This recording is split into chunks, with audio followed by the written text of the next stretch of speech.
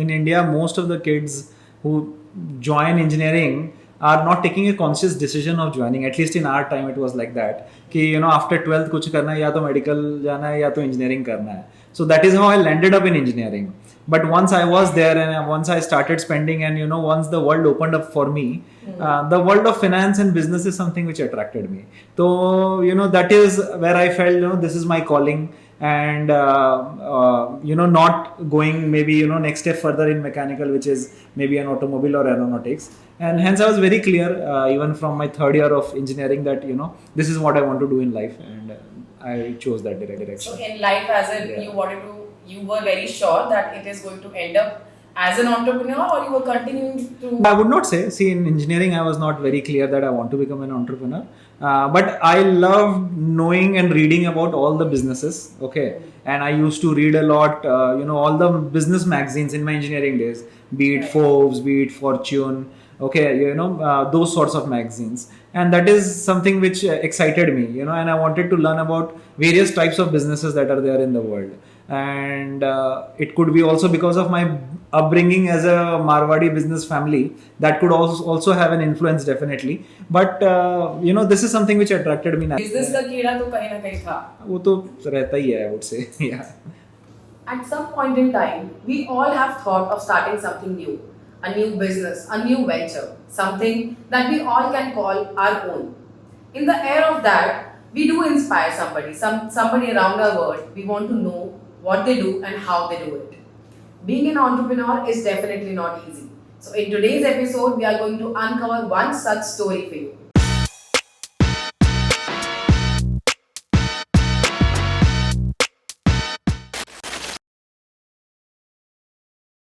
Hello everyone, welcome to our channel. Today we are going to uncover a story of a successful entrepreneur and a visionary mind behind Jiraaf. Mr. Vineet Agarwal, how are you doing today, sir? Thank you, Srinu. I'm doing fine. So let us introduce yourself to our audience. Let's talk about your education background and some of your career achievements that you have done to reach here as an entrepreneur. So I would say, like most of the Indians, I did a BTech. While doing BTech, I thought, what do I want to do in my life? And the world of business is something which attracted me. And during my BTech days itself, I was very clear that I don't want to follow and do an MS. And I wanted to do an MBA because that was more closer to business world. And I then went ahead and did my MBA immediately after my BTech. And I started my professional career, working in a couple of banks in their mid-corporate and large corporate team. That stint gave me a lot of exposure of various businesses that are available in India, various financial products that are present in India. After that, I moved in 2013 to a private equity / NBFC setup. I was lucky to be one of the earliest member to join them. I was like the first employee that they hired for entire South India and the 10th employee in Pan India. We started with a small team of 10 people in 2013. I was there for almost 7.5 years there, and we grew that to almost 1,000+ member team. Started from a book of like 1,000 crore, grew it to almost 60,000 crores. I myself was managing almost 10 to 12,000 crores book in that particular stint. Now that 7.5 years was, I would say, a very rich experience for me, because I got exposure into, I think almost all the financial product that exist in our country, be it a plain vanilla debt, be it mezzanine debt, be it private equity, be it pure equity. And it also gave me an exposure to work closely with a lot of Ultra HNIs. It was a Piramal group, so I work very closely with the Piramal family as well. Sorry to stop you there. Like, I have read somewhere that there was this award also that you have received during the tenure you have in your Piramal group. Yeah. So actually, it's an interesting point actually. So they have this award called as Piramal Value Award. Okay, so they basically select 30 people out of entire Piramal group, which is approximately 85,000 employees. Okay, across Piramal Finance, Piramal Pharma, Piramal Glass. So they have various business. So 30 people get selected every year, and then they are called for 2 days trip. We go to Mr. Piramal's house. They serve us lunch. It's a 2 days extravagant affair, if I have to put it, where not only the employee, their entire family is called. The entire expense is being borne by obviously the company, and they are made to feel special because there are like 6 or 7 values that the company has, and they choose that this particular individual had shown the highest standard in all those values and hence is being chosen. and obviously I was lucky enough that I got an I'm sure all opportunity the to. hard work has gone into that. It's well deserved. Normally, mechanical engineers say आके लोग automobiles or other spaces में जाते हैं. So how did you end up with the finance sector? Yeah, that's true. So see, I'll tell you, in India, most of the kids who join engineering are not taking a conscious decision of joining. At least in our time, it was like that. कि after 12th कुछ करना है, या तो medical जाना है या तो engineering करना है. So that is how I landed up in engineering. But once I was there and once I started spending, and once the world opened up for me, the world of finance and business is something which attracted me. So that is where I felt this is my calling, and not going maybe next step further in mechanical, which is maybe an automobile or aeronautics. And hence I was very clear, even from my third year of engineering, that this is what I want to do in life, and I chose that direction. So in life, as in you were very sure that it is going to end up as an entrepreneur, or you were continuing to? No, I would not say. See, in engineering, I was not very clear that I want to become an entrepreneur. But I love knowing and reading about all the businesses. Okay, and I used to read a lot. All the business magazines in my engineering days, be it Forbes, be it Fortune. Okay, those sorts of magazines, and that is something which excited me. And I wanted to learn about various types of businesses that are there in the world. And it could be also because of my upbringing as a Marwadi business family, that could also have an influence, definitely. But this is something which attracted me naturally. Business का कीड़ा तो कहीं ना कहीं था. वो तो रहता ही है, I would say. Yeah. So the next question, Vineet, for all the young aspiring entrepreneurs out there, what are the challenges you face while building your own organization? Whenever anybody wants to start, I would say this journey of being an entrepreneur. One of the first things that you see is that do you have someone who shares your vision? Okay, I was lucky to get Saurav as my co-founder there. We have been friends for almost now 10-12 years. I would say we shared the vision of what we want to build. So that was, I would say, the first tick box which happened correctly. The second thing, is you need capital, right, to start any business. I would say need not be okay. There are many great entrepreneurs who have bootstrapped their way out. Okay, but the thing that we wanted to do, we obviously were lucky enough again that when we were only two folks with just an idea, not even a presentation, and when we spoke to 2-3 investors, almost all of them wanted to give us money. Okay, so we were lucky there in getting the first, I would say, capital to seed or to start the company. But the most difficult thing, I would say, was building the first set of team. In fact, the first 6 months in our journey, both Saurav and I were clear that we will first hire the top layer of our company, okay, who will be with us for maybe next decade or so, and who will then build the team. We were very choosy, I would say. Okay, we took 6 months to hire 5 people. We spent a lot of time in discussing between ourselves what kind of profile do we need, what kind of person do we need. And that was the most challenging part, because it's very difficult to convince anyone who is maybe at a very good level in some established company with very good educational background to leave that, I would say, cushy job and come and join us when we are like 2 or 3 people, right? So that was the most difficult part, I would say. But I would say that is the best thing that has happened to us over and above any capital fundraise or anything that you do. All these things become meaningless if you don't have a good team. So I would say that was the most difficult part. And to any entrepreneur, I would say that don't compromise on your key people hiring, okay, because they are the backbone of the company. You have to be absolutely right and sure about what people you have. So that will be the point number 1. Again, another advice from a capital perspective, which obviously a lot of entrepreneurs want to understand. I think there good networking helps. Okay, I would say in our case, maybe that helped us. Okay, because we would have our senior, junior, someone across this industry who at least getting an appointment with them is much easier, I would say, vis-a-vis someone who is not aware of this industry. But still, that cannot be a deterrent. But the more you network, the better it is, I would say. So normally there is everyone has their story or series of moments which actually helps or which actually ignites the idea of doing something. What was that moment or that series of moments for you? So see, actually, when I was doing my last job, I quit that job in the first wave of COVID, which was in April 2020, because that was the time actually when we got time for ourselves. And I thought, okay, now I have spent almost 7.5, 8 years in actually building that company. So Piramal stint was almost entrepreneurial for me, because as I said, I was the 10th employee. I was there till almost we were 1,000 plus employees, right? I was the first employee in South India.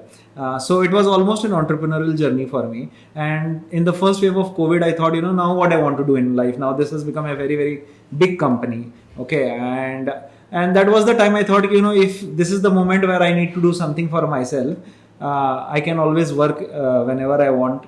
But I wanted to build something of my own then. I had that confidence कि कुछ ना कुछ तो कर लूँगा. I didn't have the idea of what I will do, honestly. I thought कि first I have to resign, and then only I can think what I need to do. So in the first wave of COVID, I did resign. I knew Saurav. Obviously, we kept on chatting of what we will do. So we initially built actually a different company, which is not Jiraaf. That was the first year of our, because naturally we understood investment. We had a lot of, I would say, connect. We thought, we'll do some sort of a consulting kind of a company. And while we were building that company, this idea of Jiraaf stuck us, where we said, there are a lot of great investment opportunities out there. We know these products, and we have done this at scale in our previous organizations. And if we can create a platform where, everyone, irrespective of their financial status, can come and invest in, I would say, interesting and investment products. There was this personal point of view also, I think, where you faced the kind of investments that you were able to make or others were not able to make. Yeah, so I'll give an example.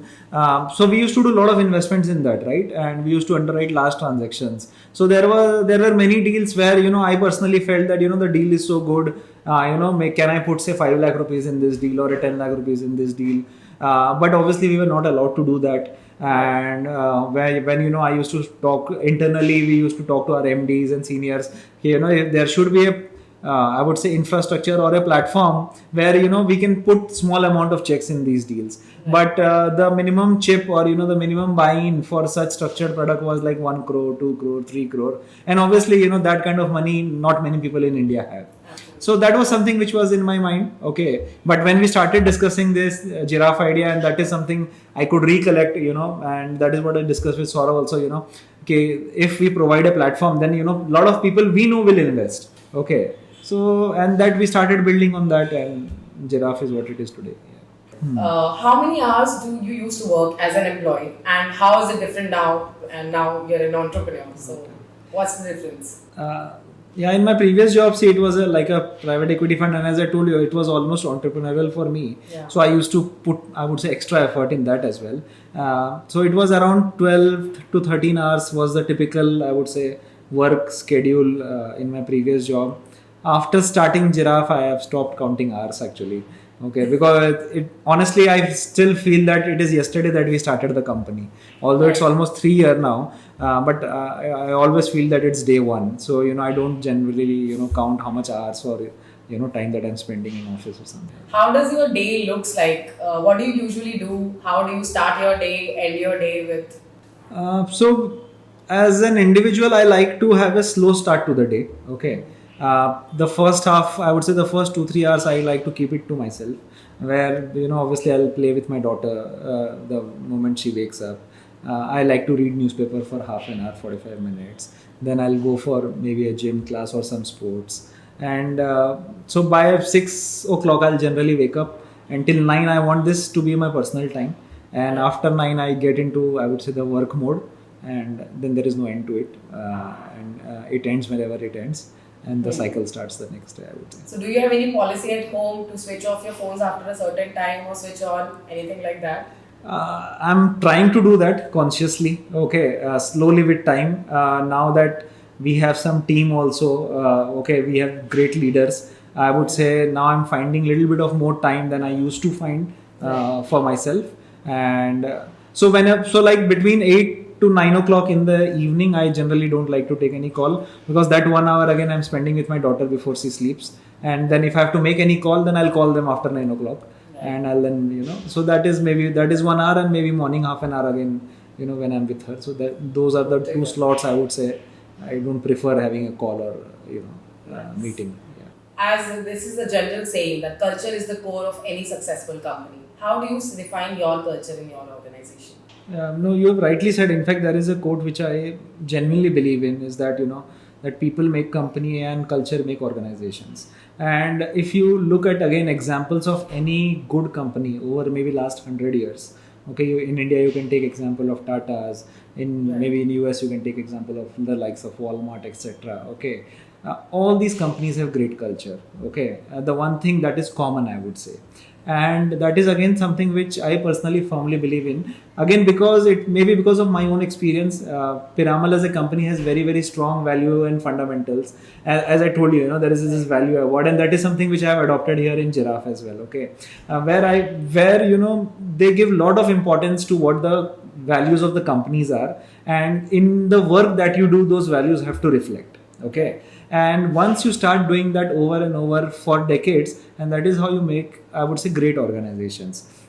So I genuinely believe in that, and in Jiraaf also, just let me tell you, when we were, I think, around 20 people, okay, in the first year of our business, and Saurav and I have started discussing here, this is the time we should set culture. And there were a lot of people who said, yaar, itni choti company maybe what culture, what values, you'll put. Then I said, no, we have to do this. Those 5 6, I would say, the senior leaders, we took one day off, we went out. The only objective of the entire day was to determine what the values of Jiraaf will be. All the leaders were given a task that they have to define what their personal values in life are. Okay, and they had to write that, and we debated almost maybe for 5 6 hours as to what the value of Jiraaf will be. And that is how then I would say, finalize what those values will be and on what culture the company will be built.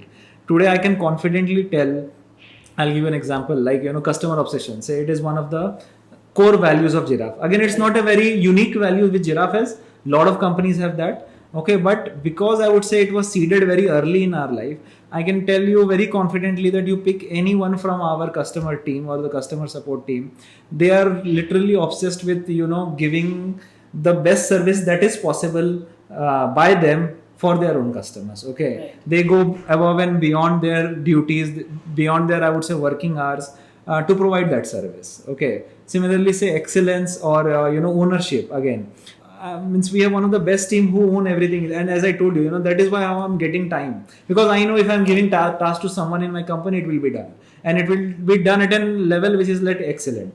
So, and hence I feel that you have to, once is identifying it, defining it, and then constantly building on it. So I can say the values has come literally from the experience and the personal expectations that you want to keep as founders for the company.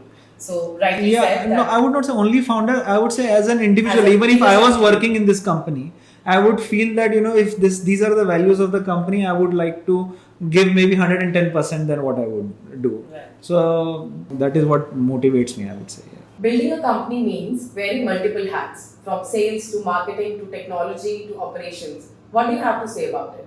Yeah. So see, again, when you start building any company, obviously you don't know all the functions that are required, right? You might be an expert in some particular area, and then again, I would go back to the question of building the right team. Okay, so for all the functions that are there, our first objective was to get the best leader for all these functions. Okay, we would learn from, I would.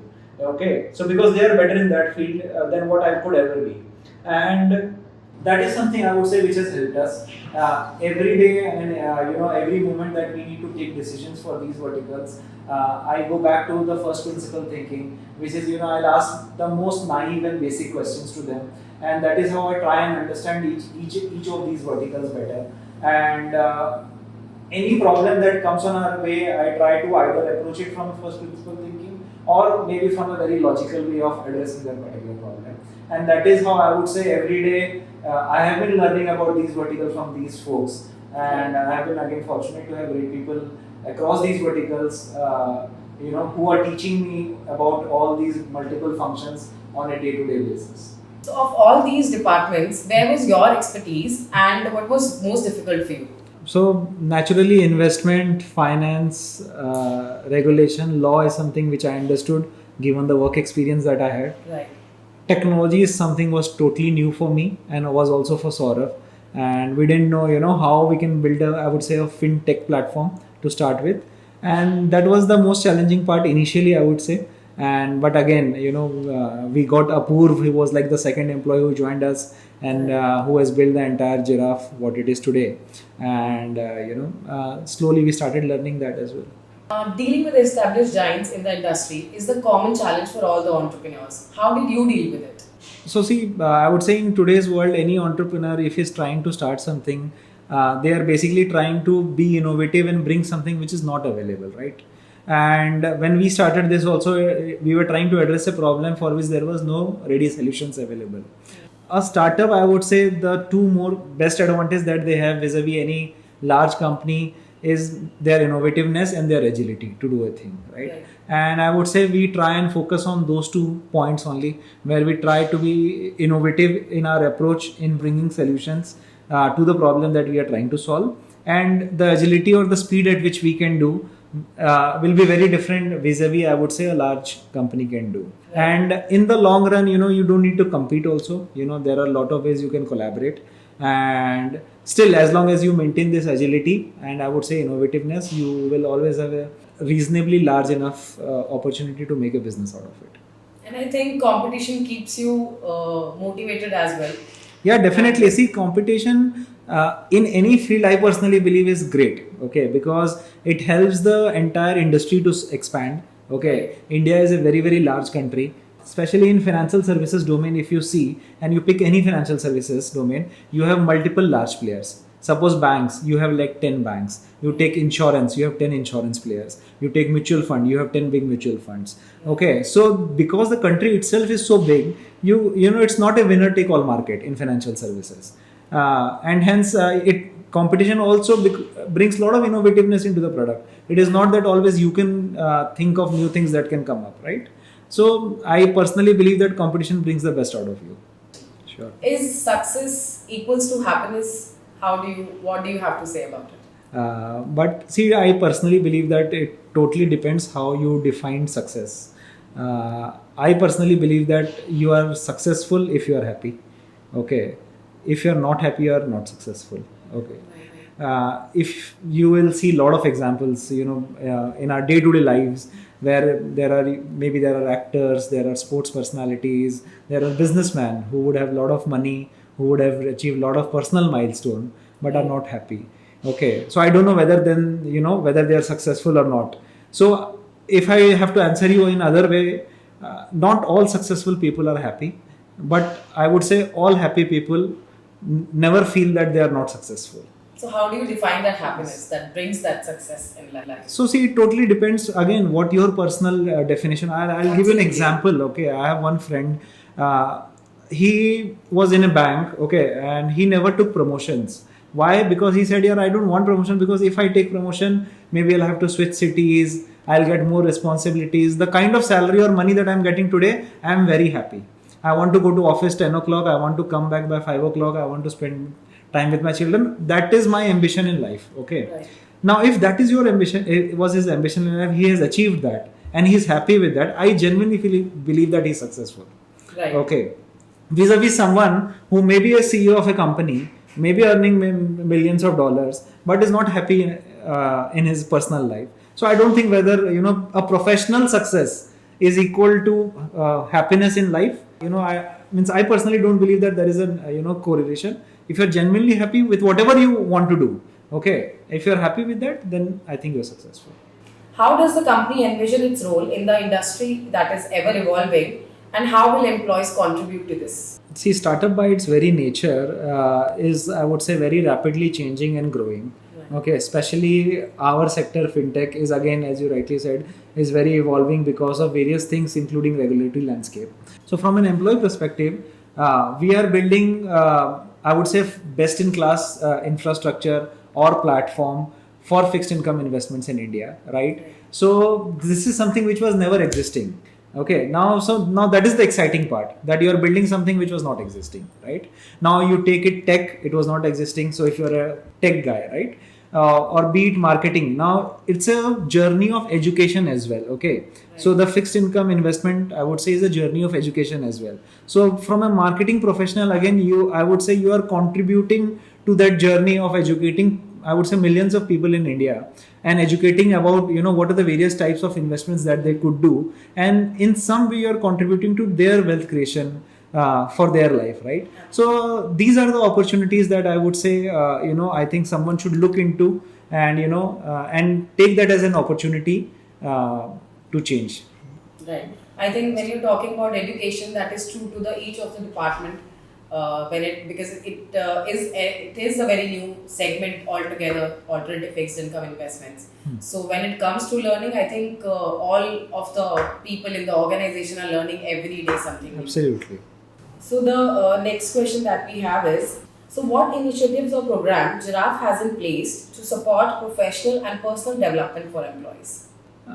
Again, I personally believe that, for any financial services company or a fintech company, the quality of human capital is the biggest differentiator, I would say, between the best company and the second best company. Okay, Right. and again, that is something you will see across world, across the best companies. Okay, be it, if you take example of India, so the folks at HDFC or Kotak, okay, they are some of the best people that the financial services industry has seen in our country, right? So again, from day zero, we have a very strong focus on the quality of human capital that we will have for our organization. And from a policy standpoint of view, we try and emulate whatever the best policies that are available, be it an ESOP policy, okay, be it a work from home policy, be it, I would say, there is something that, you cannot give responsibility without authority. Okay, so that is what I always believe, that you have to give authority to the person, and then you have to give the responsibility. That is basically, you are empowering them to make decisions. Okay, where the employee should feel that there is their own company that they are working for, right? And that is what I have done in my previous job, and is what I am trying to, I would say, bring as much as possible in Jiraaf as well. That's insightful, Vineet. Thank you. Last but not the least, India is emerging as a hotspot for startups. Three advices that you would like to give to these young entrepreneurs who's aspiring to do something in life as a new start venture. So I personally believe that in the world today, India is the best place to be if you want to start something of your own. My advice to anyone starting up would be, first, that you have to believe in yourself, because I think that if you can dream it, then you can do it. The second advice would be that you should network, network, and network, because you never know, one meeting can change your life. And the third would be open to ideas and never say never. Because if you see, again, any company, any successful company today, they started doing something but are totally something different today. It is just because they were always open. So if you want to be an entrepreneur, this is the right time to do. If you don't have an idea, or if you are still not confident, I would say join a startup, join an entrepreneur. It will give you a lot of motivation to start something of your own. Very well said, Vineet. Thank you so much for taking out time for us. And that's the wrap for this session. We'll see Thank you you. next time in the next episode. Thank you very much for having me, Shinu.